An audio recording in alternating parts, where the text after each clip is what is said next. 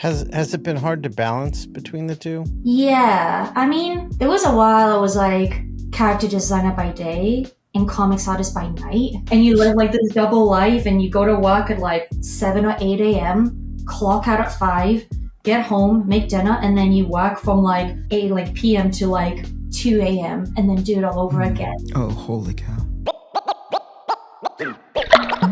This is the Inkpulp podcast. Hey. Hey. Do we have an official opening to this show? Is it just you guys going A? Oh, Yeah, I pretty could do. much. No, don't. That's not an invitation to do something silly. All right, before it completely goes off the tracks, it's already off. See, of Rossi, one. Eric warned you. Rossi, thank you for joining us. You are so amazing. I know you're incredibly busy. We're going to end up talking about all the stuff that you're involved with, but thank you for making time for us. Really Thanks for appreciate it. Yeah, actually, we should announce that we have a special guest today, Rossi Gifford. There you go. Oh shit, that's me. I don't know what the hand gestures watch are this. for Apple. Something is going to happen. Oh, no. What the hell? This is too early Another for thing this, to be Shawn. annoyed by, Eric. Yeah. That especially, the hearts especially, that get you. And then Hold on. No, stop it, Shawn. Knock it off. it's supposed to do my thumbs up. Thumbs down. Yeah, no, I hope it doesn't. Okay. This is just me regretting everything now. I'm just like, Yeah. That's the. I always ask that of the guests, and I suspect it wasn't. Was it Shawn that? Tell me, Shawn reached out to you and the other way around, because it just dominoes fall in my head if you did it the other way. Was it Shawn that said, "Hey, Rossi, we haven't talked in a while. Please come by. Let's chit chat." Yeah. Yeah. Sure. Okay. And you That's fell good. for it. Congratulations. Right. It's the Venus. It's like the Jewish Venus flytrap. You know what I mean? Anyway, have you seen the show? Yes? Please. Okay, thank God. Okay, so you know what you got yourself into. This is I also, did. So you're this is just on as me. responsible. I could have not been polite and be like, I don't know, Shawn, you do your thing. But I was just Yeah. like, what could go wrong? Now, to be fair, we've been referred to as like a boy show, Mm-hmm. And by the way, that has very little to do with you coming on because you're a girl, but we've been referred to as a boy show. And I thought to myself, like, what is it? Are you just like Transformers and G.I. Joe running across? But then I watch the episodes and I go like, yeah, no, absolutely. There's a bunch of dudes just slamming their heads against the wall. We're just lads having banter. There's no shame in that. Yeah. All innocent Yeah. All right. So let's, Shawn, you Yes. invited the young lady on. You lead the conversation and I'll do my best not to fall asleep. You were doing so good. I'm just warning them. You know what I mean? I see Jaws coming and I'm like, run. Oh, save yourself. I hear the Jaws music. Jamie, please put the Jaws soundtrack so we can get demonetized very, very quickly. Yeah, don't do that. We've learned our lesson this week. We've learned our lesson this week with the not being monetized. That's Psycho, not Jaws. I don't know what you're doing. Same. Well, same Is that themes. jaw like dun dun dun dun dun dun dun Yeah. dun dun? Yeah. That's the That one. one. Okay. That's on point. Yeah. I'm not old as you guys, so sometimes I get confused about old stuff. That's okay. It's easy. Yeah. How much of this can we cut out before the show can actually start? Go ahead, Shawn. I was going to say, Ross is the youngest one here. So, Matteo, you are old in comparison. Oh yeah. I was talking about you two guys, not about Ross. I'm old in the inside. I have been considered an old man by heart. It's not old. It's tenured. It's sophisticated. I think is what they tell the old people. Old soul? Like an old soul? Mhm. There you go. I understand what your art career is going to be after this episode comes out. How's the art career been before this episode came out? How's it been going for you? Explain to Before- us what are you about before to you do? go down in flames. After this. So, But no, How's Rossi, everything going, Rossi? So that was two at once. Who do I answer first? Answer Shawn. I was going to ask, you've dabbled in comics and animation in your career back and forth. And I was curious, growing up, were you gunning for comics or animation? And which one were you focused on first? And how did the other one come into play? It's interesting though, because I think like even now they still kind of coexist. I think now I'm definitely leaning into comics again. But even growing up, I think it was just sequential artwork and like as a kid, just collecting one-off issues. Like I still have a one-off like Essential X-Men comic that I got that my dad got me when I was like 8, and I'm just like, whoa, what is this? Like Frank Quietly, of course. But also growing up with like animation that again my dad would like do tape recordings of from the TV, so it would be a mashup of Looney Tunes and Ghibli and shit like that. So I think just growing up with two of these at like, mediums, it was, again, they kind of coexisted for a very long time, but I always leaned like drawing comics and then reading manga and stuff. But they always did exist. But I think going into art school, I was like, I want to be a character designer. And then I did like a comics program at the school I went to. And that was when I was like, it was funny. I remember did the decision making. I was like, will this actually be a career? Can it be financially, sustain me?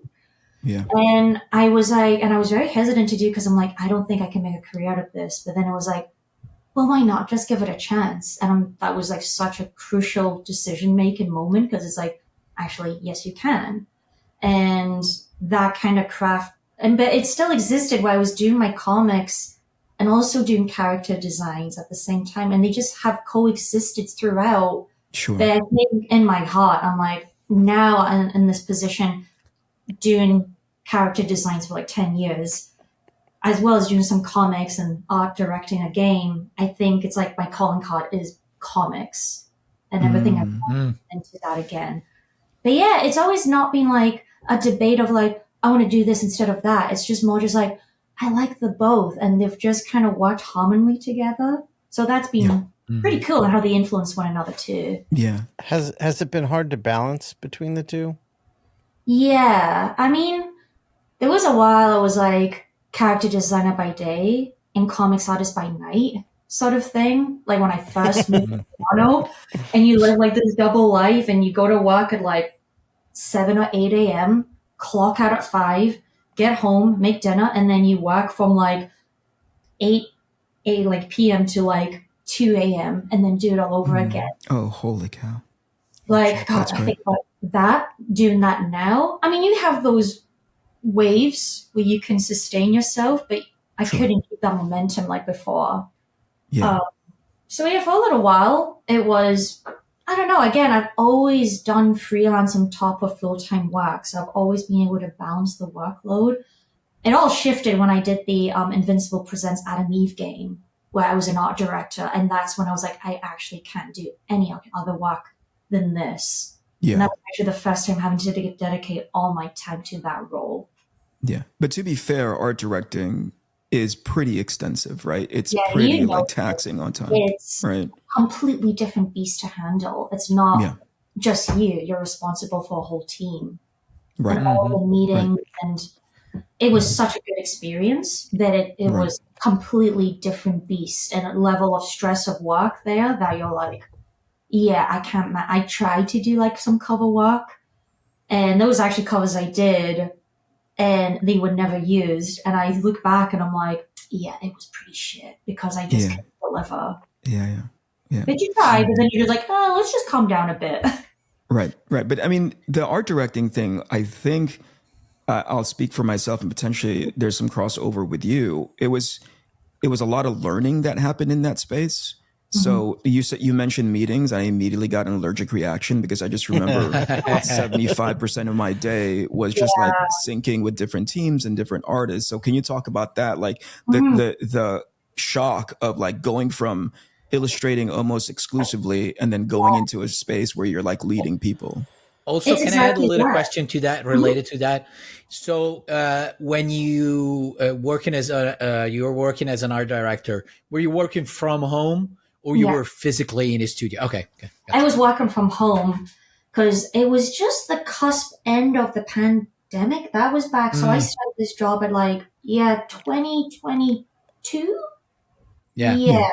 It was about 2023 roughly. God, it's all a blur, honestly. because you're just like this. I need to just put away and never look back on. But no, it is exactly that. When people are like, "Oh, you're art director, you have all the control," it's like, yes, but also no, because you have your clients and also your head, like the creative team with writing and all the mechanics of games, which again I had no experience of with games at all. So already I'm going to a new territory. And it's like, yes, they want me for my sequential experience, but it's like, I don't know what the fuck this other stuff is. But they were really good, like taking my hand and leading me along. I mean, there was all this other drama where we had like one studio, then things changed and we had to get a new studio in. But that's a whole other level of discussion. But even with that experience alone, it's how people approach you and work with you on that. Because the second company, was very supportive, and we were up against crunch time, and that was when it was like, okay, this is how it's actually meant to run. Well, the first one was created a lot of issues and communication and pressure. Again, there's a lot of other drama there that I could delve into, but that's not the point. But it was, again, I was in the beginning, I was essentially drawing a lot of this stuff on my own, not having a full-time team yet. They were bringing people in, and that's when it became an issue of like, okay, we're talking a lot of things, but it's actually not happening yet. And then keeping just the lights on as well.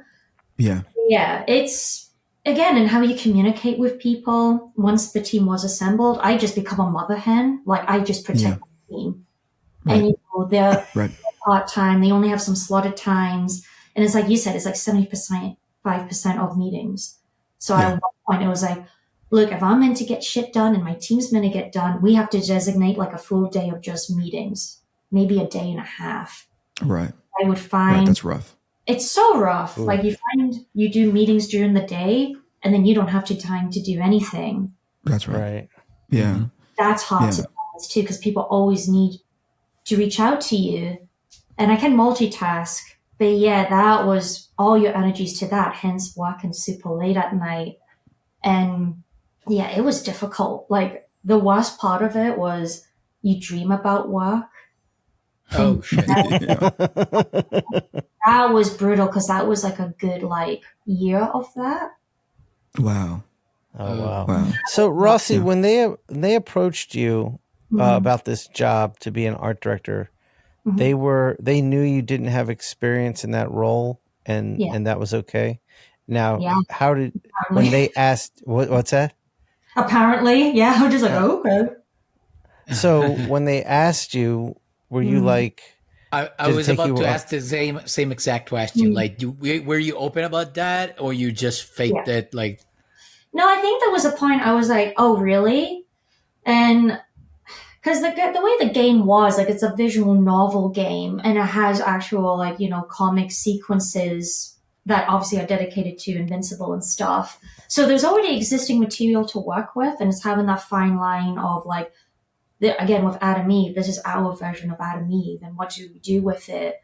And, I was blunt. I was like, I never worked in games before at all, or art directing, anything like that at all. And I think that was and I think with the first studio, when they assigned me, they were like, but we want you for this experience. And that did bring a lot of value to the table. And you just learn on the go. But I'm always transparent of what I'm able to do and what I can't do. But, I learned a lot of game components of the game. There was an animation, little team we had. And just, again, assembling a comic for games is very different than just drawing a comic page on paper, because all the assets are separate, even how files were transferred. And, it's funny because you're like, oh, yeah, this makes total sense. But for some newcomers, especially some people I hired, it's like, oh, how do I export this? It's like, oh, yeah, okay, this is just going to get used to, You just got to hold each other's hands and just be like, well, we're in the wrong, even with my own team, it's like, guys, I'm going to be blunt, it's got to be rough, but we're all going to get through this. And they're like, yeah.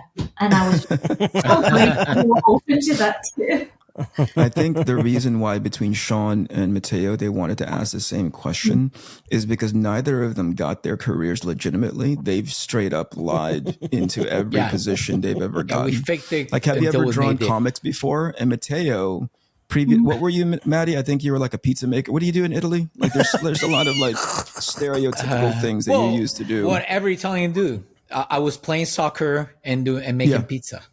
Right, and guiding a gondola, you know what I mean? And Playing the mandolin, driving a Ferrari. That's what we do.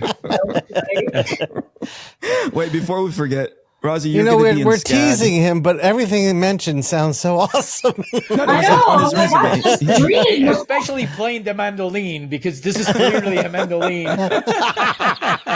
I was convinced. I'm like, I don't know what that is. But You were going to be in SCAD. What's the dates that you're there? Can you speak about that briefly? yeah, so that's exciting. So that is they're flying me out on the 24th. So I'm doing a talk and a workshop at SCAD. That is what's it called again? It's the Savannah College of Art and Design. So that is. Are you at the Atlanta campus, Rossi? Yes. Okay. Yes, I am. That's my baby. I know, but you're out of town. Yeah, I know. But me and my friend Pat, you'll meet Pat. We built that program, so. Oh, that's cool. No, I'm looking super forward to it. And yeah, that was it was like the coordinators reached out, and it's more like animation, like the course itself. But talking to the lovely staff there already, it's like I want to just talk, like, again, we've talked about already animation, comics, games. It's like there's not just one like path to follow. There's so many, and I think especially how like creatively the fields are now, they do merge and influence in one another. Like there's not one like route to take, and I think there's a lot of options there, especially how things seem quite scary right now with AI and everything. It's kind of keeping that hope and keep your, as cheesy as it is, your dream, keep focused on the dream you want to do, but like the opportunities that come with that. So yeah, SCAD's from the 25th. I know my dates are like 25th, 26th. I just like need to log. I think I'm doing the workshop on the 25th and a talk on the 26th. But that's cool. I'm really looking forward to doing that and just talk about my journey and how to survive being a creative. Well, what do you call it? Giving them insight on that production side of animation, I bet you is going to go, or excuse me, in video games is going to go a long way. I think it's, especially for people who are aspiring to get into that space, that it's really opaque, right? They have the version that you get to see on social media and on YouTube or whatever. But I think the business / production acumen isn't talked about all that much, right? There's a lot of hand holding in the beginning in as far as like, the version of the dream job, which is what everybody sees, versus like the day-to-day sort of like, hey, I'm drawing this belt for the 15th time because I got notes from my art director and it's like the wrong material, the wrong style, the wrong shape language and all that kind of stuff. Like that grind, I think it's really super important, not to scare them away, but to have a more holistic snapshot. Oh, Eric, we just lost you for a second. You froze for a second. Yeah, say what you were saying again. That was actually my cue to go. I'll talk to you guys. He didn't glitch on screen. He glitched in real life. He was like, I glitched in my soul, and it was like, it's time to go. It's No, I think it's good to have that snapshot to give people who are on the outside looking in, so to speak, to give them a practical experience perspective. Well, it's just the realities of just the frustrations you're going to get. And I think especially with like my experience too, like moving from another country to another. And I found that interesting too, because there is incredible programs and opportunities in Canada and the States I'm seeing and how much support they get. Like I had it in the school I went to, which was Duncan of Jordanston College of Art and Design. Was this school in Scotland? In Scotland? In Dundee. And honestly, again, it's not any like secret, but it was not a good school experience and they hated the fact I did comics. But I did a comic for my final project. And what was the major, the program? Like, what I was did the illustration. Focus? Oh, and they didn't like comics in the illustration department? I think the problem with that that they had was that everyone talks about doing a comic. It's the cliche of like, I'm going to draw a comic, but it's so much work and so much time. Not just from drawing it, but lettering, coloring, if depending on how elaborate, printing it, editing it, like that. If you, it's a dream thing to draw and do and tell your own story, but there's so much of the process. And it's like you even saying, Eric, like, again, it's the product, like the actual production of making something. But yeah, with DJ CAD, like, I mean, I was just stubborn enough and I got it done. And I still remember, like, I got a quote for my book with Dave Gibbons and Frank Quietly. And that was a good old middle finger to, like, the professors. They gave me a because they were like, oh. But I had tutors from animation that were like, they're still very good friends of mine today that ran the comics course. Oh, great. Doesn't exist anymore, unfortunately, but that was like right time, right place, meeting the right people that liked what I was doing and supported me. And so, yeah, I think that's why it's like having these, to be able to go to a school and talk to people, like, it's weird to be in that position now of like, I can give some advice and you can see like people really taking it in. It's just the cool thing of passing down information. And Sure. Hey, Maddie, can I follow up on something like that? Because I know you had at one point been to, this is what, 5 years ago, 10 years ago, you were teaching an inking course, no? Or like an illustration course for comics? Yeah, probably around 10 years ago. Yeah. How do you talk to your students to be instructional, a little bit hard nosed, because you obviously got to get a message across, but also not completely browbeat them into like be afraid of everything outside these doors? What's the balance that you have to strike? What were the key things that you had to find? Because in Rossi's case, it was like support, obviously, and also just because it just sounds like there was a streak of stubbornness in her to make her go like, screw you, I'm gonna do this independent of what you guys are telling me. What do you do as an instructor to be like supportive, but also realistic? You too, Shawn, you did this for a little bit.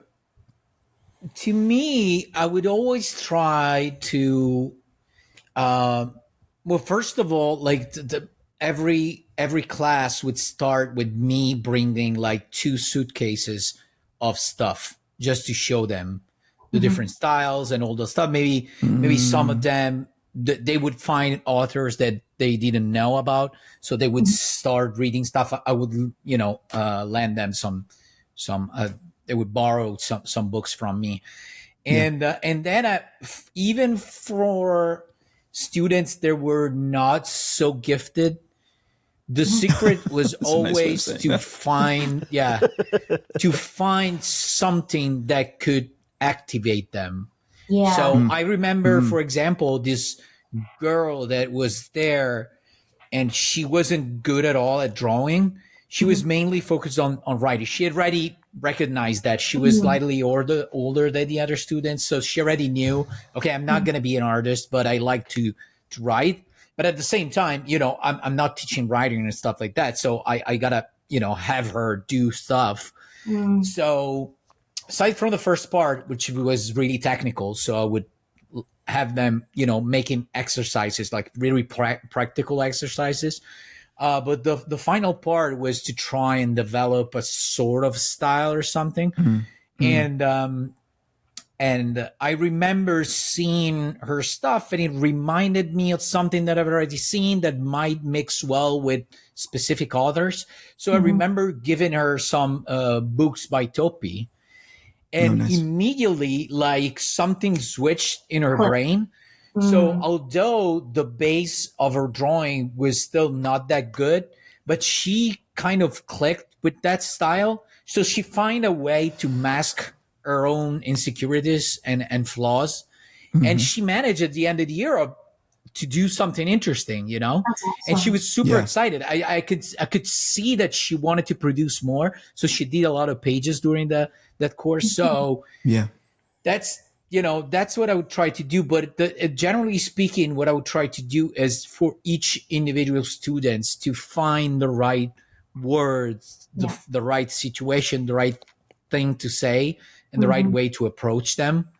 And yeah, I think that's the only thing that I could do. Like I've always avoided being really upfront with the fact that most of them were not going to make it. You Sure. know, I don't think it's my place. So I always avoided that. Not because, you know, I was scared about saying that. I didn't think It's it didn't just feel right. you don't know as well because Yeah, it could lead to a exactly. different path. But that's the whole point right there. If you meet, I mean, I've seen it too. There's a difference now of like, you see someone who's hungry and willing and wanting to learn and can take critique, you want to help them. And you're doing exactly that by being like, this would work for you. That's you being thoughtful. And again, your broad knowledge of just art and stories and comics and animation or whatever. Like, this is why you're there. So it's like, check out this stuff. Like, I've had one or two tutors, again, outside of the animation group I mentioned. There was only one guy who was like a guest speaker, and he introduced me to Frederick Peters and introduced me to Blue Pills. I don't know if you know him at all, but he's an incredible French illustrator. And Blue Pills, it was this incredible story that was, you know, it was this, you know, his experience of having a partner who had AIDS. And he didn't do any pencil layers or anything. He just went straight into inking. And it was just such a raw process and story to read. And I just remember he being like, really check this out. And that clicked with me. It's just, that's what you need. Just someone to be like, you know what, maybe this doesn't align with that, but maybe this. And that's your knowledge. And then someone will just take that away with them and continue to engage and look for things and improve themselves. That's the whole point. And that's awesome. You want to help them. Absolutely. It also gives, like, from a student's perspective, the fact that there's a professional that's my teacher that not only is doing just this basic job of teaching to a class, but is also seeing me in my specificity. Even though maybe sometimes I would suggest something to students that wasn't exactly their thing. So maybe it didn't click with them, but still I made an effort to have a specific solution for them. And I would spend time thinking about that specific student. So, I think wait, just in case, before I forget, this is so non sequitur. It's going to break the show a little bit, but I don't give a shit. Like, at one point when Rossi was talking, she said AI, like the literal words came out of her mouth. And Shawn's microphone like jumped up into his face almost to sock him in the mouth. And I took a mental snapshot of it. I'm all like, even Shawn's microphone hates the idea of AI. You know what I mean? Or either that or off scene, Shawn's erection just tipped the microphone up when he heard the terms AI, and it just bopped him in the face.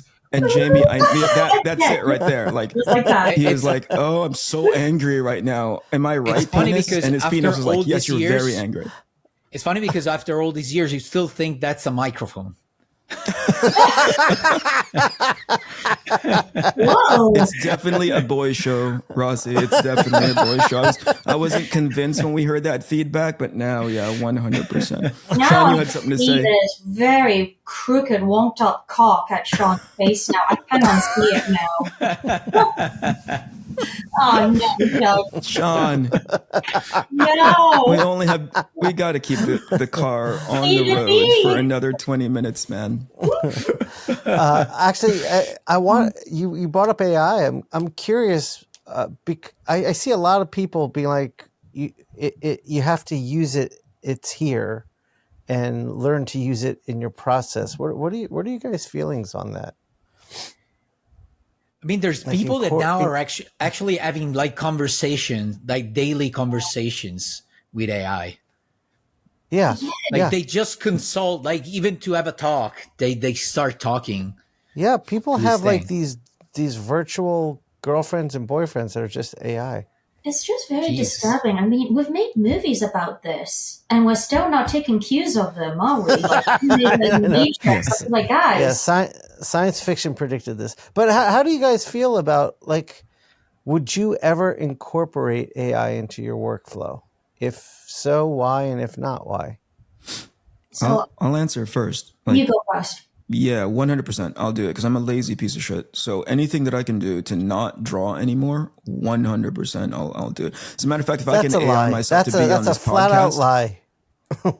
no, here's the reality. I think just the nature of what AI is, I often think of it as like Jurassic Park. There's that scene where Jeff Goldblum goes, you're so busy trying to figure out if you could, you never bothered to ask if you should, right? Right, And right. I've been in the most recent startup that I was at. I don't think I'm revealing any big secrets, but the nature of AI is so like fancy for like venture capitalists. The founder asked me, "Hey Eric, after they went and report, they do these monthly reports to venture capitalists to see like how the game is trending. Just basically, hey, here's what you're spending your money on."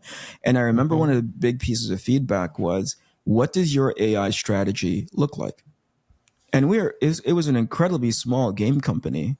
And to say that there is an AI strategy from the production end, not from the programming, not from the, everything else, just literally from the art production end, they were asking what that looked like, because I think it's just in their culture to know that this is potentially a really super useful tool. And it's enough for them to ask the question. They don't necessarily know to what extent you're going to implement that tool.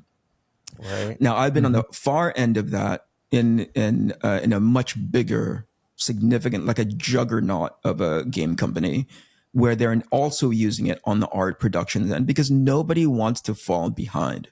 So I understand from a business implementation why it's critical. Like, they don't want to be the last person off the Titanic or, on the rocket ship to the moon, right? They want to be part of that. But there's also a component of it that if you were to ask me from a production side, I understand it. Like, you don't want to be the last person on the train. No, right? I get that. I get that for an existing company, but I'm asking the question as all of us as fairly independent and freelancer in nature in what we do. So what's the fear there? Like, go ahead, Rossi. I just have such a perfect example of like that question and what you're talking, Eric, about production as well. So I did like a 2-day job for a studio last year, and it was just to do a final concept art of a piece. And I was like, yeah, why not? I'll help out. I actually had like time to do it, whatever. And it was only 2 or 3 days. But I just remember getting artwork and it was AI generated, signed by the writer. And I looked at it and I'm like, and I had like this visceral reaction of just like, what the fuck is this? And I was just like, sure, okay. And so just like, I get it in the sense of this writer who can't draw, trying to pitch an idea there. And I was just like, okay. But I looked at it and then I did my own stuff. And it was like, and then they were like, we want this rendering to be like this. I'm like, this aesthetically looks convincing, but if you study this, it's gibberish. Yeah. Like, for sure. And this is when I'm like, and I was ready to put up a fight here. Like, I actually was starting to like kind of boil up a bit, because I'm like, this doesn't make any sense. And you keep sending me the same rendered stuff, and I can pinpoint actually artists that you're referencing from. And it was boring too. And this is like a downfall I think some studios need to just be kind of aware of, especially like smaller studios too, I think. Because they actually had concept art made by other people, maybe more crude pencil drawings, not aligned to the standards and like the style they're looking for. But I was like, I respect this, and this is achievable for the team you have, than this, pitching yourself as something else that you won't be able to achieve. For sure. So already you're setting yourself up for a complete disaster.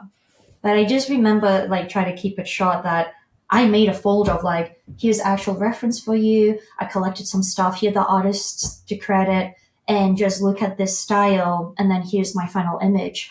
And I remember presenting that to them thinking they're going to retaliate. It's like, I've got my mitts on. I'm ready to fucking fight. But they were really accepting of it. They were like, oh, actually, this is so great. Thank you so much. And blah, blah, blah, for putting this together. And I was just like, okay, then. We'll see how that goes. I think in part there's never a 100%. Hey, from a general standpoint, a 20,000 foot view, the use of AI to me grows super fast. And it's because once you start going down the ladder of like how and why it's being used, there's not enough use cases in my experience for me to go like, oh, that's completely cool. That completely supersedes all the other gross versions of how it's being used, if that makes any sense, right? So I think in your case, it's because somebody had, skill limitations and they thought that's a tool for them to use. And once they put in somebody who actually had the skill, they knew like, oh, wait, right. This is why you get paid the money that you get paid. Yeah. But if you were to like go into full production and it's 100% that, I go like, oh yeah, that's it. I think at that point I start thinking there is a financial component that you're trying to sidestep, right? Because people cost money and this thing doesn't cost as much money, right? But at some point you get the homogenization of ideas where you go like, oh yeah, that it's not even the rendering, because the rendering, I'm like, dude, on my best day, I couldn't do that. It's the ideas. The ideas is where it stops becoming anything innovative. It just starts to become a regurgitation, right? Shawn, you asked the question because you're loaded. It sounds like you started putting grenades into your grenade launcher and you're ready to blow stuff up. No, I see some, like, I see people incorporating it, and like I'm getting ready to write my story, and I'm starting to think about the outline, and I know that there are people who then at this stage then just go to like Chat GBT and be like, write my story. And I'm just like, it's not something I'm ever interested in doing, but I'm just curious your guys' thoughts on, I mean, on any part, not just the writing, but on the art. I mean, there's artists I know that are using it, for layouts or whatever they're doing. Sure. And to me, it's like, why? Like, to me, it just feels like you're being lazy. That's what it feels like. Like you're just trying to find something to do the work that you should be doing. And in doing that, I agree with Eric. It's just everything's going to have a sameness to it. Yeah, totally. It's reuse after reuse, and I think with like trying to summarize that story. So for me, it's like you can't control what other people go to do, and these big companies what they're going to do. But I think for me, it's like no, I like having the control and process. And I mean, there's sometimes you see some AI generated stuff, and it's kind of wild to think how quickly it's been already incorporated. And I think this use for medicine as well. You can't deny its purpose and use that could be very beneficial. But it's just this Chat GPT thing, like you said, you just have people talking to not an existent being, or you have people being replaced by AI that are being given names like, hi, I'm David, how can I help you? There's just this weird cooperation. It's becoming very uncanny. And I'm just like, what is your like independent thought? What's your actual own decision making there? I think that's the scariest part for me right now. Like, don't even you're not making a choice. And replacing things that are inherently human with something artificial feels weird to me. It's like, why? Why? And we're gonna end up talking philosophical, but here I think I want to take a step back from what you're saying, Shawn. Right? I think it's not replacing something human with something artificial, and I think this is in general. Oh, there goes that water keg that's from a prospector again. That thing trips me out every time I see it. I think it's replacing something that is something that is difficult in the analogy that you're talking about, which is the human, right, with something easy, right? So I think AI and huge movements in inventions often take something and make something more convenient, and that's why people adopt to it very quickly. The convenience. The convenience comes out super regurgitated, right? And super samey. But when you have a general populace that you've trained them to not care about uniqueness. You've trained them not to care about like a certain level of authorship. You've trained them now to just consume, if that makes any sense. Like, I don't care how good that is, but it's available to me, and it's available to me right now, and it's available to me for cheap. Then it makes sense why we're in a space of like, oh yeah, that's the reason why people are that's why Chat GPT or these, large language models are writing full on scripts for shows. And I've seen it, where I'm like, oh, that's so funny. This thing doesn't quite understand. It understands a 3-act structure as it's being written, but there's no humanity in it, right? Because it's not meant to emulate that. It's meant to emulate the easiness and comfort of something, or the immediateness of something, not because it's not meant to emulate struggle, right? Yeah. Right. Yeah. So there you go. I think that's where it mostly, in my experience, that's where it's come from. And the moment you start pushing back on people to say, hey, that doesn't make sense. And I think those people who utilize AI and are huge advocates for it, they can't quite see it because at the end of the day, I don't think they want the struggle. They don't appreciate the work that it took to get there. They just want the thing, if that makes any sense. Result, right? Yeah. Right. Yeah, it removes the journey, the process, the journey, which, I mean, to me, that's where the art is. I know. What were you going to say, Matteo? I'm sorry. Yeah, no, to me, and I think I mentioned it before, but I see myself using it as a tool for specific things in order to make some processes quicker. Meaning, for example, like for example, I don't know, let's say they give me a script for a new book, and it takes place in the Victorian times or whatever, like a weird New York in a specific year or whatever. And in that case, I would have to make a lot of research in order to find images, in order to get myself in that aesthetic moment. And instead, with AI, you can say, hey, what are the movies I can watch that have this specific thing in it? What are, I don't know, for example, there's a war that I need the uniforms for that army. Can you pull out from the movies and all the stuff, all the main, give me 10 different type of clothing for a soldier from that era, for example. Sure. So basically, I let it do what it would take a whole day of work for me. You know, it will take 5 minutes to it and already have everything in front of me, you know? Yeah. So I would use in my head, I could see how that could be useful. It's a tool. It's the same way I use, for example, there's this website called ImageFab, which collects a lot of 3D models, and it has a program like it's like an online SketchUp. So you click on the model and it opens it up on the browser, so you can move it without downloading any files or anything. And for example, like I'm working on Nemesis now. There's a scene in which he arrives with a sport car. I liked a Ford GT from 2005. I look into it. There's a perfect model of the car.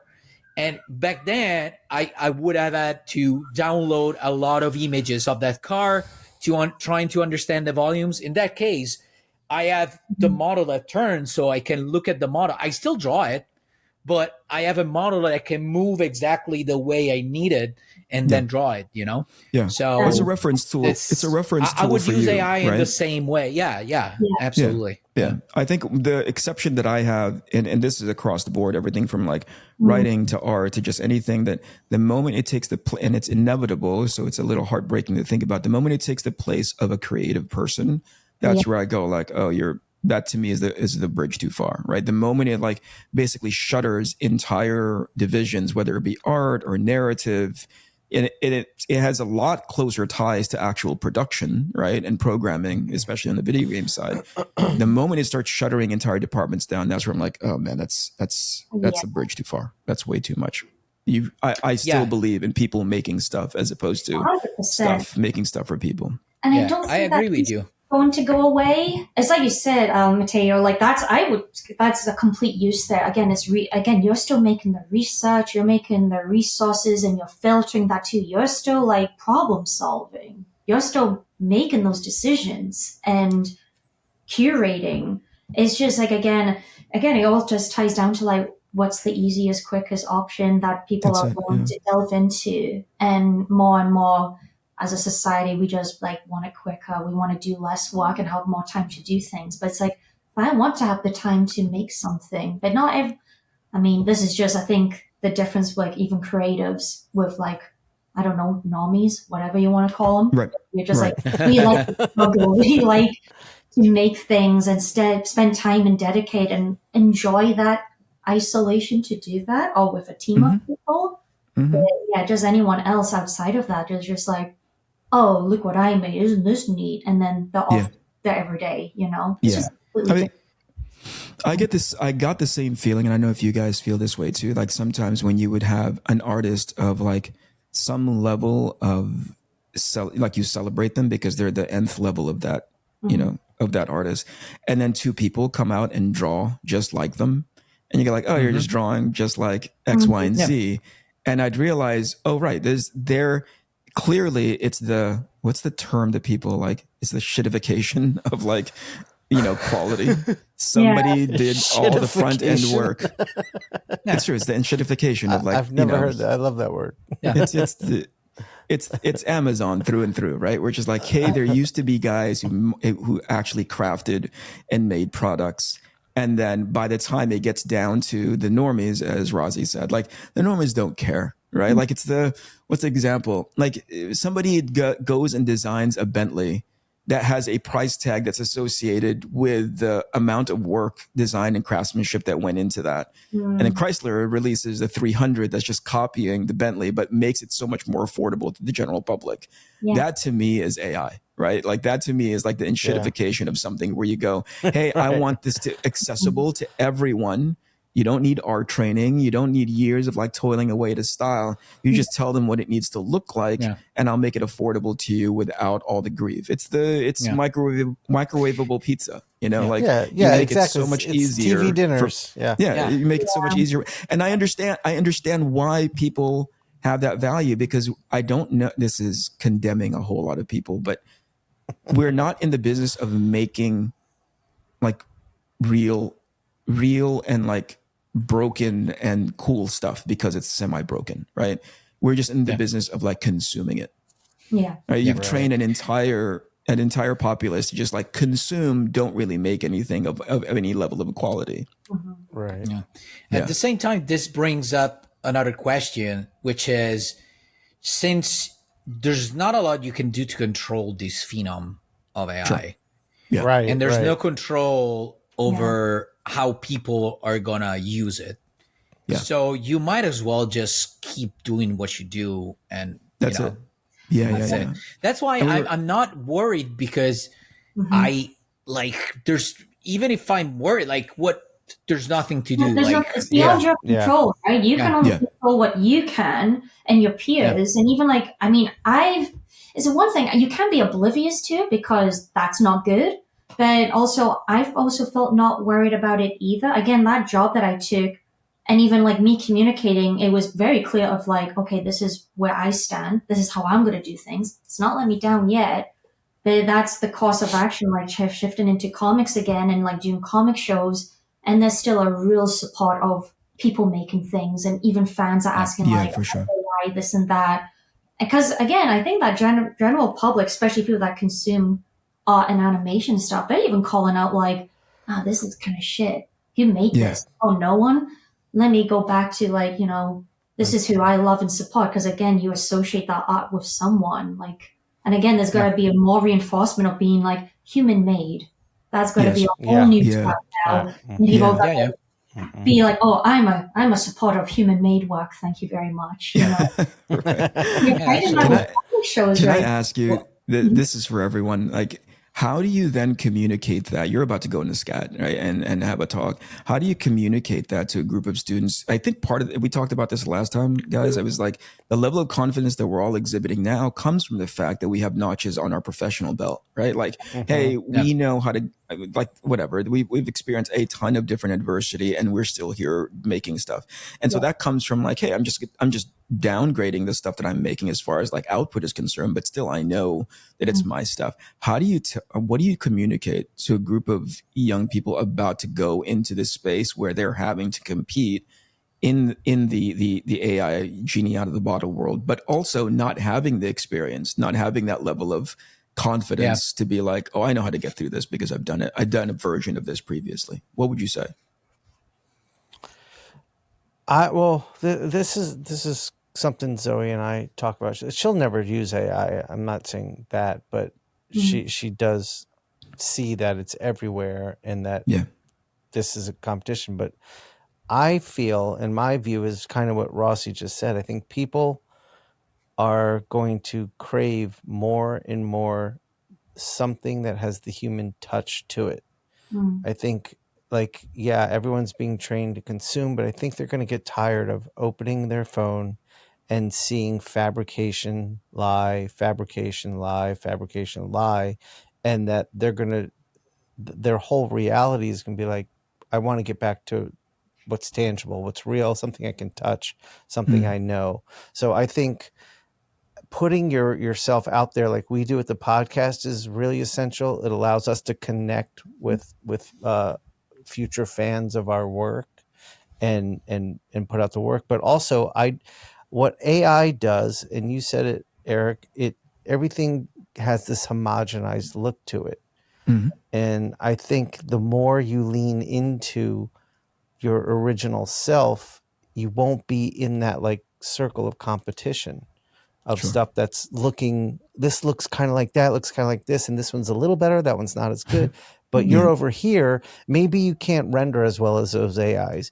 Maybe you're, all like on a technical level across the board, you're not on par with everything those checkboxes has. But what you've done looks so different and unique and human made. And that's my take on it. What do you think, Rossi? It is daunting I think about, I graduated like 11 years ago, and I'm like already thinking that far back. I'm like, what the fuck? But again, there's still that journey of like, this is what I'll reinforce with SCAD students as well about, it's like, because people debate about, do I even go to school? It's like, if you want to work in another country, then yes. And just like, I want to reinforce that. But also it's like, you're with your peers, but it is really difficult.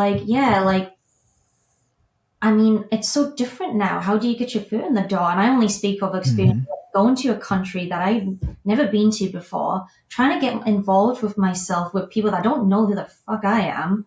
And it's like, and I was not like the best of the best at all, but I was like hungry for it. And again, I think just that mentality of wanting to learn.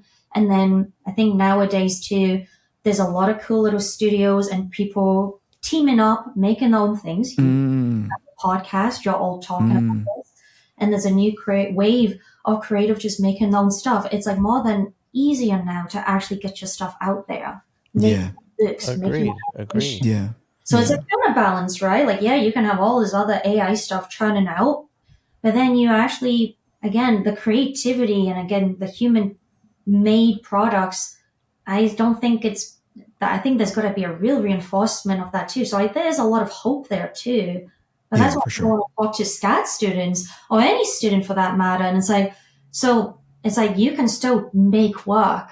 I think there's a lot of people can get in a job, and I've seen this in animation too, where you're part of a team and that's someone's only creative outlet and they're not satisfied with that. And then they give up. And especially the past few years with how studios and productions are going, some people have completely left the creative field. And you're like, you can't give up on that just because you just keep creating if you can.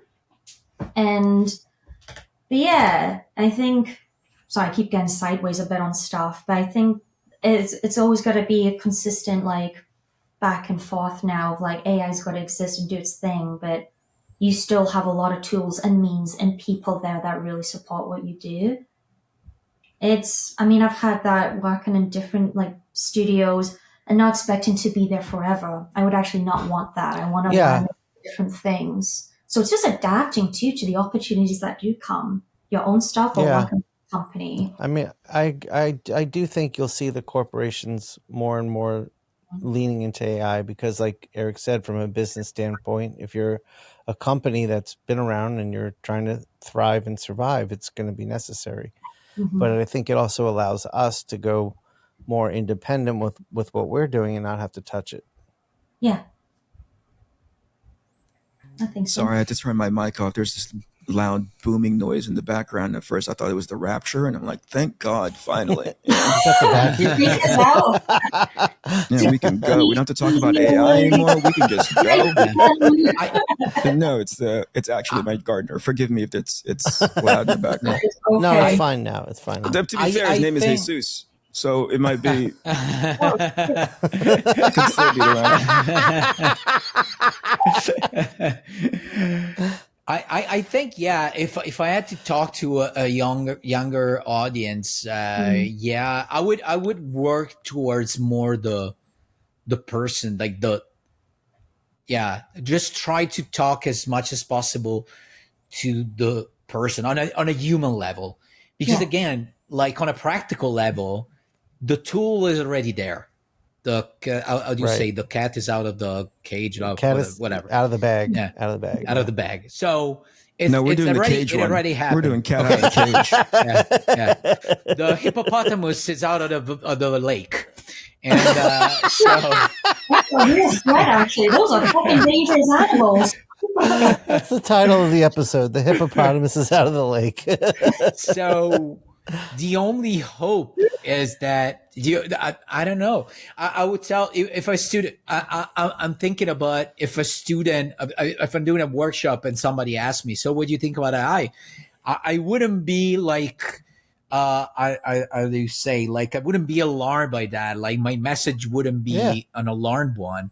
No. I would try to make it as, calm as possible, not to try to demonize it, and just, if possible, try to make them understand that the more you work on yourself, the more you'll be able to deal with AI in a positive way. You won't be threatened by it. That's the thing, right? And just have confidence in yourself and what you do, and work hard and find your community, and it's not going to be a threat to you.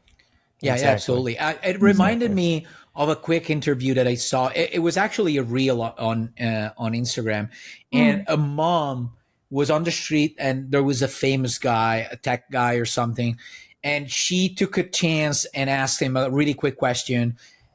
She was like, I have a 12 or 14 years old daughter. She's starting to get into Instagram and social media. What should I do? And he was like, there's nothing basic you can do. The only thing you can do is work on her self-confidence, so that the other people judgment would not affect her too much. Because again, the damage is done. The socials are there, and she has the chance to be on the social, and she's going to be subject to other people's judgment no matter what.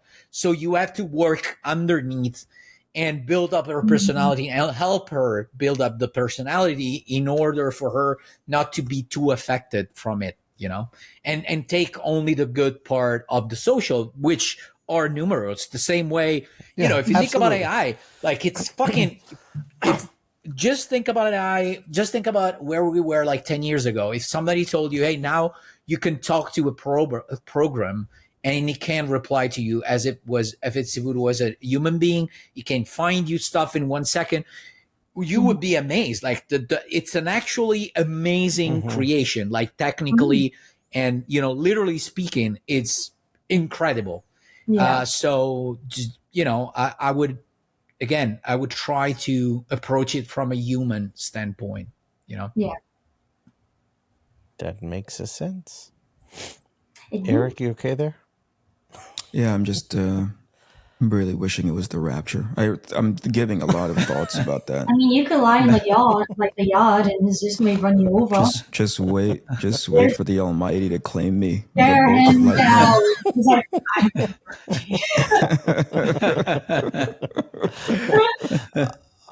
All right, we're reaching the hour, Rossi. Anything you would like to promote or send people towards, your social media, anything? Man, even like with social media, I'm just like, I mind my own business. But saying that, you can find me on Rossi Gifford. It's pretty easy to follow. Or Rossi.Gifford, I think that's my tag. It's pretty easy. And yeah, I'm coming back into comics again. That is nice after working in animation for so long. Like, you wait for a year or two for something to come out. But with books now, there's more things coming out, like more frequent. So I do have some things coming out next year with DC and Image, just some little short stories. But yeah, officially, like, today I'm signing up. Sorry, is that DC and Image, or there's two different things, right? Two different things. Okay. Two separate titles, yeah. Awesome. And yeah, they'll be like two different things. Is that more like cover work or actual, like, interior, if you can say? Oh, awesome. Yeah, I'm super excited. Like, again, just kind of been doing a lot of cover work, which has been great. But just getting back, like, that's the end of the day. I just love drawing sequentials. and keeping it simple and having charge of what I do and working with some great writers. I just finished doing a short story with Kieran Gillian, who's been fantastic, and Awesome. now officially signed up with DC. So we'll see what opportunities come there. But again, I just feel like I'm like back at home in a weird way after being away for so long. It sounds so corny that, but it's just, I engage with this like scene so much, and especially with comics and telling your own stories, you have a lot of freedom to do that in your own style, and everyone's really supportive. I can't, I guess that's my plug. It's corny as hell. All right. Now, Are you going to be in New Rossi. York? I am actually. Awesome. Oh, you are We'll see you going. there then. I am. Yeah, because my trip with Scat's being covered. And I'm flying back on like the 9th. I was like, why don't I hit New York? So I'll be there. And I'm going to be at Awesome. the Bubble too in November. Right. Ooh, The Bubble. I Is wanna that go still there. in Leeds, or did they No, move it? it's in, is it Harrington? Like a Mhm. wee town, not too far off from Leeds. Leeds is a great city, Okay. but I think it's like an hour away from there. But I'm excited for that, so I'll get to go home for a bit, like hang out with family in Scotland and go down to the show and stuff. So yeah, it's just been nice to engage with like this community and like do hopefully more shows abroad as well. That's the goal too. Awesome. All right. So, Rossi, this is the time of the show. Mm-hmm. This is the test. If you've Okay. watched our shows to the end, Uh-oh. because You know what's Mateo's coming. going to take us. Do you know what's coming? Do you know the ending of our show? What you got for me? Okay. All right. Mateo, Eric has already left. give it. I know. Give her a good one, I'll buddy. give it my best.